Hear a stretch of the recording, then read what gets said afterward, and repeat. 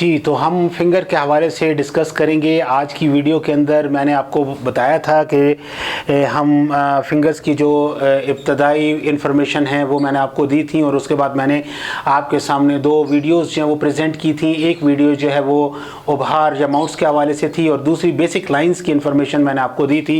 ये दोनों वीडियोज़ जो हमने डिस्कस की थी इसी हवाले से की थी, आपके सामने पेश की हैं, ताकि आप लाइंस को, फिंगर्स को जब हम डिटेल में जाके डिस्कस करना शुरू करेंगे तो उसमें आपके लिए ये चीज़ आसान हो जाएगी। आए जी, हम सबसे पहले पहली उंगली जो है उसकी तरफ जाते हैं, फिंगर की तरफ जाते हैं। ये जुपिटर फिंगर होती है, फर्स्ट फिंगर जो होती है। अब फर्स्ट फिंगर जो है इसमें दो चीज़ें जो हैं, आपने तमाम फिंगर्स को देखते हुए दो चीज़ों का ख्याल रखना है। एक चीज़ ये देखनी है कि फिंगर जो है वो कितनी डेवलप्ड है। बाज़ हाथों के ऊपर ये फिंगर जो होती है ये ज़्यादा डेवलप नहीं होती, बाकी उंगलियों की निस्बत ये छोटी होती है। बाज़ हाथों पे बाकी उंगलियों की निस्बत ये निस्बतन लंबी होती है, या तकरीबन जो आपकी दूसरी फिंगर है उसके बराबर इसकी लेंथ आ रही होती है।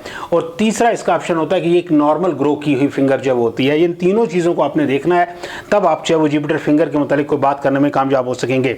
अगर ये वेल डेवलप्ड है तो इसके अंदर लीडरशिप की क्वालिटीज़ मौजूद होंगी, ये करेजियस होगा बंदा जिसकी ये वेल डेवलप्ड जुपिटर फिंगर होगी। और उसके अंदर एक और चीज़ आप देखें कि हाथों की टाइप्स के हवाले से जब आप देखते हैं, अगर ये जुपिटर फिंगर जो है वो किसी क्रोनिक हाथ के कोनिक हाथ के ऊपर जो है वो मौजूद है और वो वेल डेवलप्ड है कोनिक हाथ के ऊपर, तो वो फिंगर जो है वो उसकी अडेप्टेबिलिटी को बताएगी कि वो माहौल और सिचुएशन के अंदर कितने जल्दी अपने आप को एडजस्ट जो वो कर सकता है।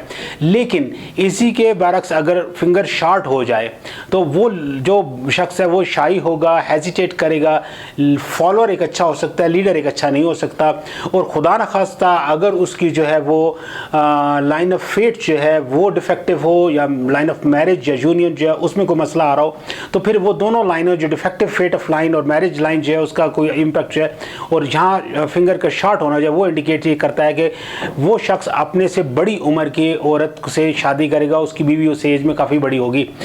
उसके अलावा एक और जो पॉजिटिव क्वालिटी इसके अंदर मौजूद होती है वो ये होती है नेल्स। हम देखते हैं जो नाखन होते हैं उंगलियों के, उन्हें स्टडी किया जाता है। अब मैं आपके सामने सिर्फ एक नाखन बनाता हूँ और मैं आपको थोड़ा सा एक्सप्लेन करता हूँ कि हम देखते किस तरह से। ये एक आम उंगली के अंदर हम जब देखते हैं तो ये एक नाखन जो है वो हमारे पास यहाँ पर जो है वो बना हुआ है, और इस नाखन को हम देखते हैं कि आया इसकी शेप किस किस्म की है। ये आया बैजवी शक्ल का है, आया ये स्क्वेरिश है, आया ये राउंड है, ये कैसा है। यानी ये देखें, ये मैं मुख्तलिफ आपके सामने नाखनों की शेप्स जो है वो बना रहा हूँ, जिससे आपको पता चलेगा कि नाखन जो है वो किस किस्म के जो है वो बन सकते हैं।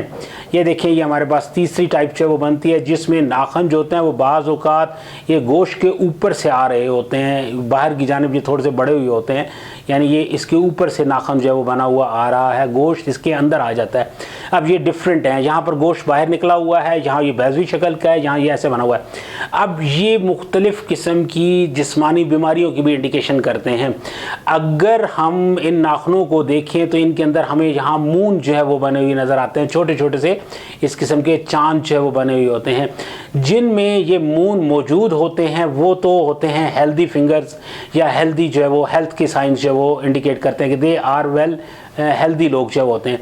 ये मिसिंग अगर हों, मून इज़ मिसिंग, अगर दैट इज़ मिसिंग तो उस सूरत में उसमें उस चीज़ की कमी जो है वो नज़र आएगी। यानी बुनियादी तौर पर उसमें ब्लड का प्रॉब्लम आ सकता है, उसके अंदर जो केमिकल इम्बैलेंसिंग है विद इन द बॉडी, उसको हम जो वो स्टडी करते हैं इस हवाले से। तो अब जो मैं आपसे बात कर रहा था वो ये था कि अगर आप जुपिटर फिंगर राइट हैंड की देखते हैं और लेफ्ट हैंड की देखते हैं और उन दोनों के नेल्स आपस में नहीं मिलते, डिफर करते हैं, तो वो बुनियादी तौर पर उसके wisdom, intelligence, sharpness of the mind जो है उसके इंडिकेट करते हैं। ये लोग बहुत तेज़ तरार लोग जो है वो तस्वर किए जाते हैं।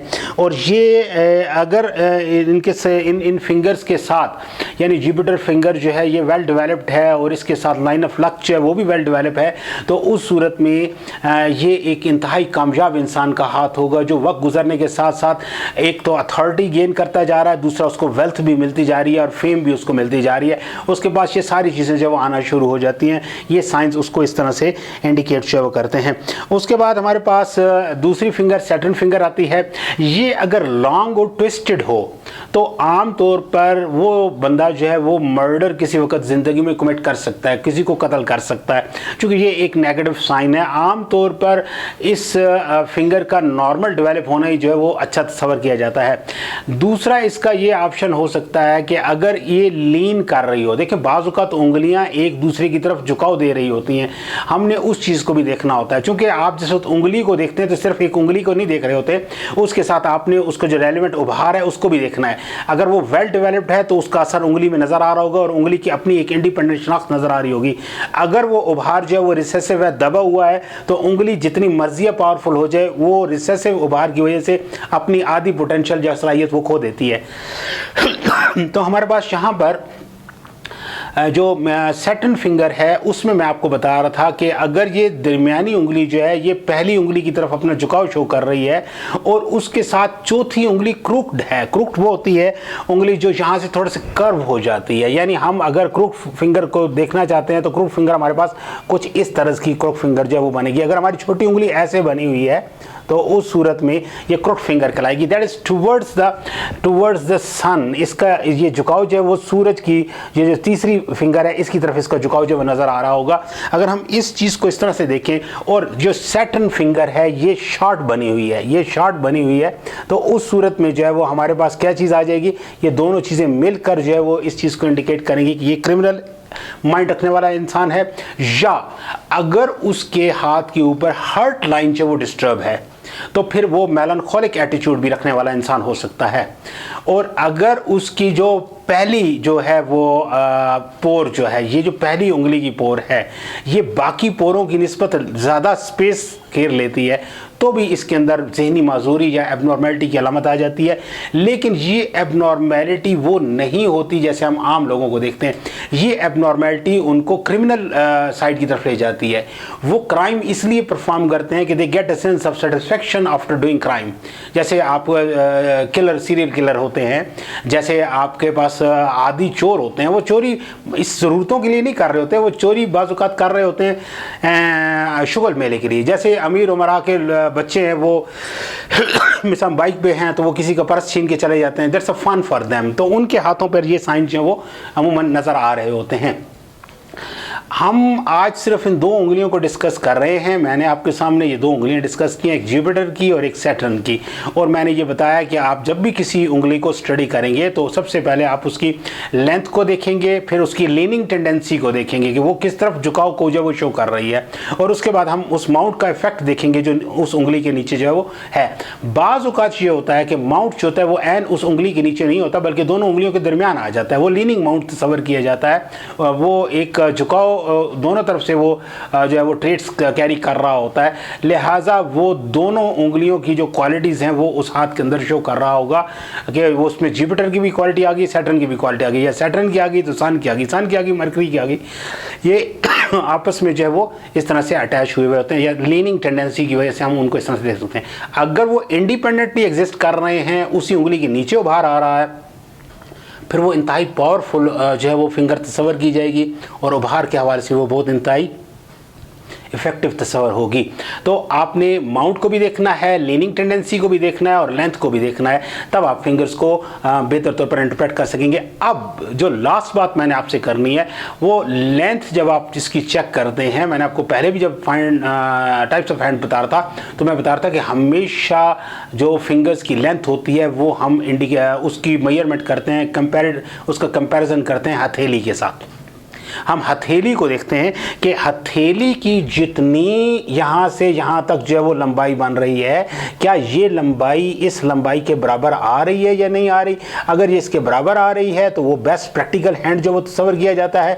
अगर ये जो है ये कम आ रही है, ये शॉर्ट आ रही है, तो वो शॉर्ट टेम्पर्ड आदमी है। अगर ये लॉन्ग आ रही है तो वो इंतहाई क्रिटिकल आदमी है, वो बहुत छोटी छोटी बातों के ऊपर जो है वो हाइपर भी हो जाता है। बहुत छोटी छोटी बातों को वो जिसको हम कहते हैं ना बात की खाल उधारना या कीड़े निकालना निकालना, वो इस किस्म का बंदा हो जाता है। शॉर्ट आदमी जो होता है वो आमतौर पर ज़्यादातर नॉन वो उसको कहते हैं सीरियस, एक बहुत ही संजीदा किस्म का वो एटीट्यूड रखता है और जॉली नहीं हो सकता, वो ज़्यादा फ्रैंक इतने जल्दी नहीं हो सकता। उसके अंदर ये प्रॉब्लम्स वो होती हैं, बाय बर्थ होती हैं, नहीं बाय नेचर होती हैं, क्योंकि उसका हैंड इस तरह से बना हुआ होता है। इंशाल्लाह हम अगली फिंगर अफसान मरकरी इनको हम डिस्कस करेंगे नेक्स्ट वीडियो के अंदर। आप मेरे इस चैनल को लाइक करें, इसको सब्सक्राइब करें, बेल आइकन को ज़रूर दबाइए, और इससे रेलेवेंट अगर कोई सवाल आपके जहन में हो तो मेरे व्हाट्सएप नंबर पे आप मुझसे कांटेक्ट करके मुझसे आप डिस्कस कर सकते हैं। It will be a pleasure for me to give all that knowledge to those who want to like something from me। वो मुझसे कुछ हासिल करना चाहते हैं तो मैं उन्हें ये नॉलेज है वो कन्वे कर दूंगा। Thank you very much.